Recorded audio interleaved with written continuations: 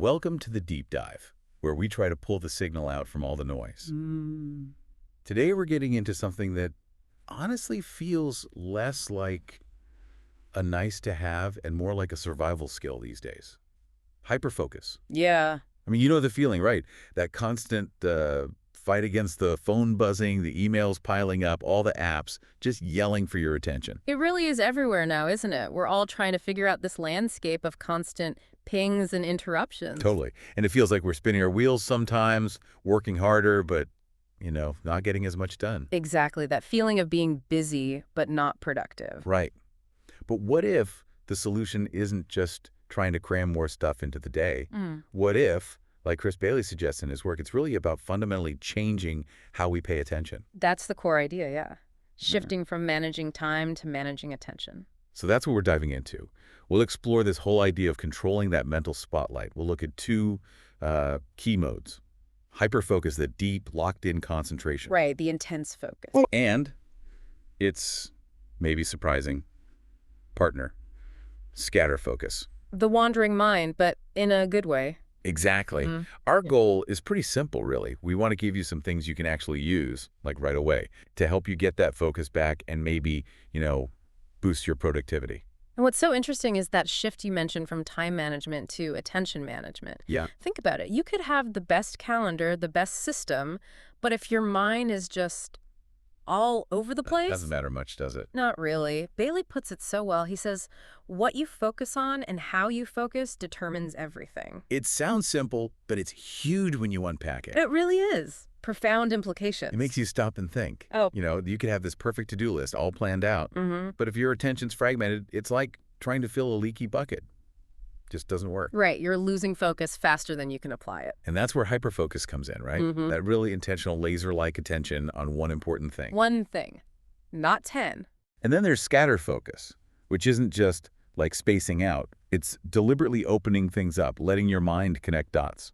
Yeah, it's a different mode of thinking, not just a lack of focus. Understanding how these two play together is crucial. Okay. Take attention residue. You ever trying to write an important email right after a tense phone call? Oh, yeah. Your brain is still kind of back in that conversation. Exactly. Part of your mental RAM is still occupied by the previous thing. It slows everything down. But trying to download something on bad Wi-Fi.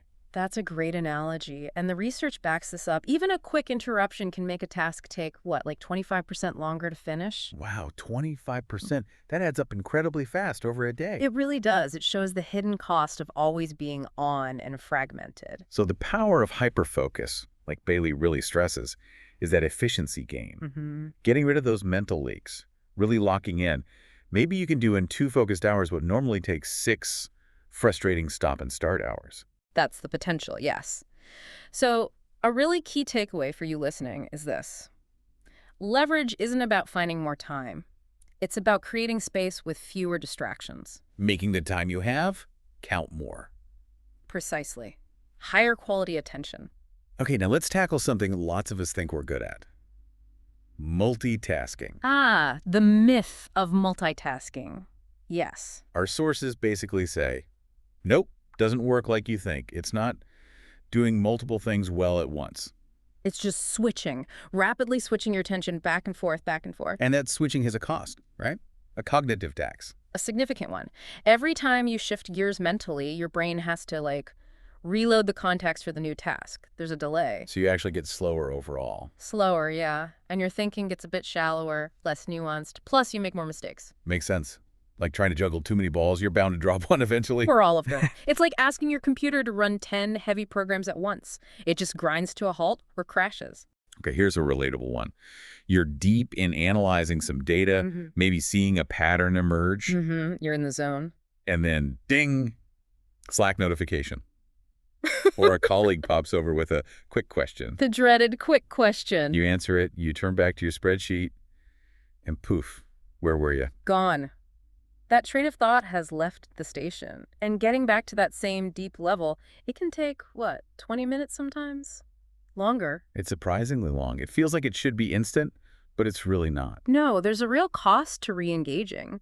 And when you add up all the little interruptions in a day, the email checks, the quick glance at your phone, the random The thoughts, mental bandwidth just gets drained. it's a constant slow leak of cognitive energy. So what do we do about it? The source mentioned something practical. Focus rituals. Yeah, I like this idea. Intentional routines to signal it's focus time. Like what? What kind of things? Could be super simple. Putting on noise-canceling headphones, closing all the browser tabs you don't need, silencing your phone, like actually silencing it, maybe putting it in another room. Ooh, putting it away is a big one. Huge. Or setting a timer, a physical timer even, to mark out that block of focused work. So you're basically telling your brain, and maybe the people around you, okay, I'm going deep now. Exactly. You're proactively shaping your environment for concentration, not just hoping it happens. It's like creating a little runway for your brain to take off into that hyper-focus state. That's a good way to put it. Lowering the friction, making it easier to just start. Okay, we've talked a lot about focusing in, but the sources also talk about the value of letting the mind wander. Yes, but in a structured way. That's scatter focus. It's not just drifting aimlessly. Right, there's a difference. It's intentional wandering. It's an intentional mode. We tend to think mind wandering is bad, unproductive time. Yeah, get back to work. Right. But scatter focus is actually a really valuable cognitive process. Bailey points out that insights, those aha moments, often happen when we're not actively trying to solve the problem. That feels kind of backwards, doesn't it? A little paradoxical, yeah. It's in those spaces between the intense focus where connections get made. Think of it like letting ideas mingle in the background. So the big breakthroughs don't always happen when you're staring intently at the screen. Often they don't. Bailey actually tracked this for himself. He found most of his really creative, innovative ideas didn't pop up during dedicated work time. Really? When did they happen? While doing other stuff, taking a walk, showering, doing chores, just waiting somewhere, low-demand activities. Huh. Things where your mind has space to breathe. Exactly. It gives your subconscious room to work on things below the surface. It's like your brain is connecting dots you didn't even know were there, and then suddenly, boom, an idea surfaces. Okay, so how do we make that useful for you listening? The advice is super simple, actually.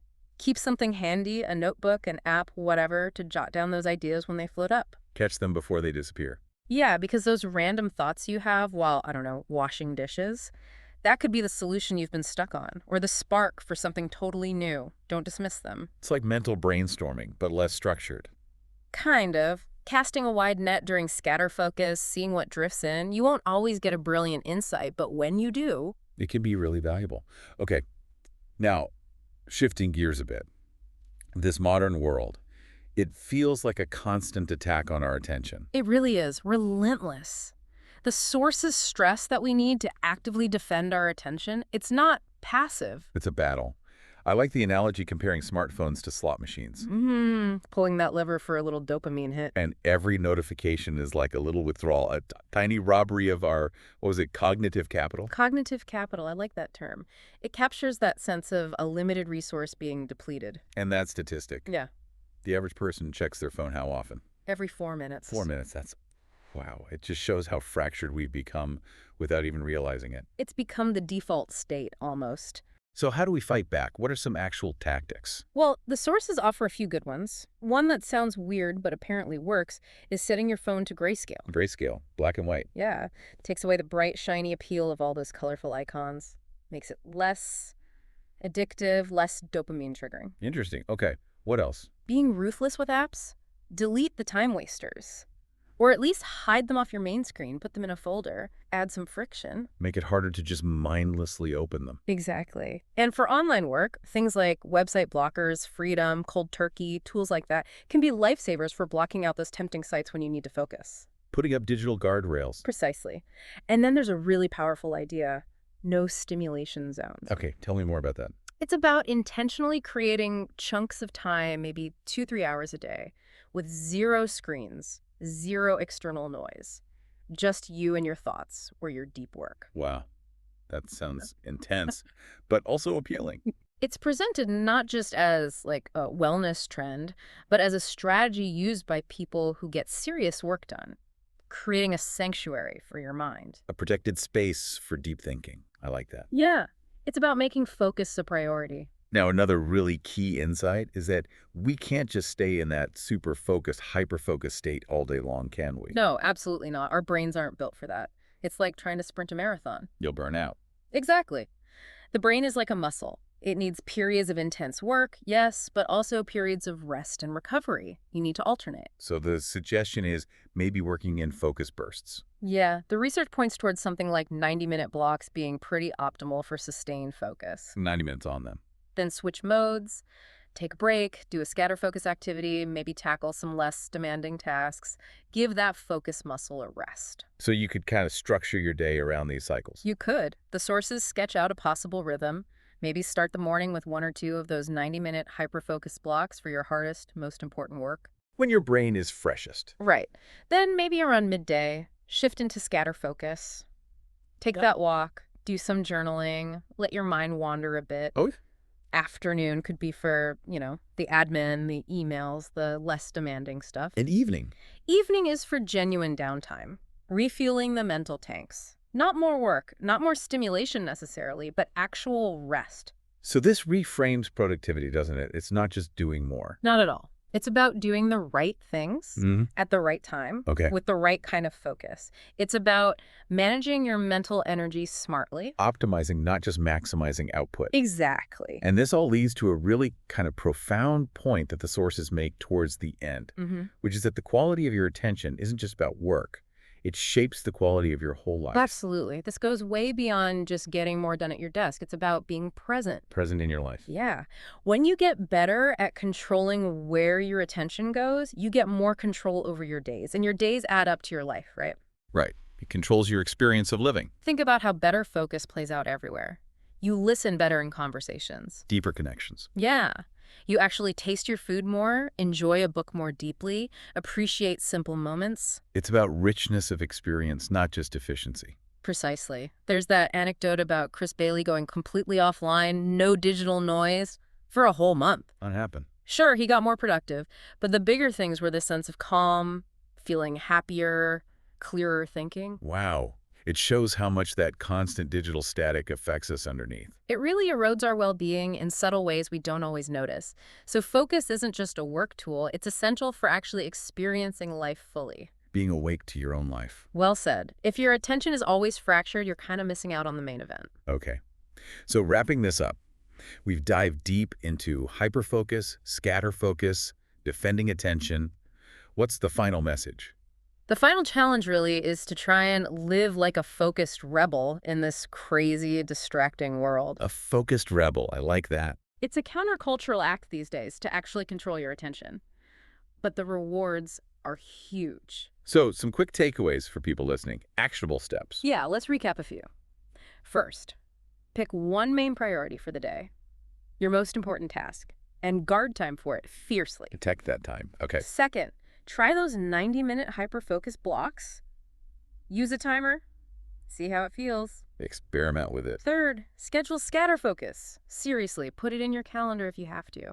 A walk without your phone. Quiet reflection time. Make space for the mind to wander productively. And fourth, be honest about what's draining your attention.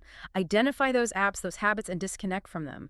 Be ruthless. Take back control. Exactly. And the payoff for all this effort. Deeper work, for sure, but also more mental clarity, more creative ideas bubbling up, and just a more engaged present life, feeling more awake. Awake and in control rather than just reacting all the time. So a final thought maybe to leave people with. Yeah, just something to chew on in a world that's basically designed to hijack your attention. Yeah.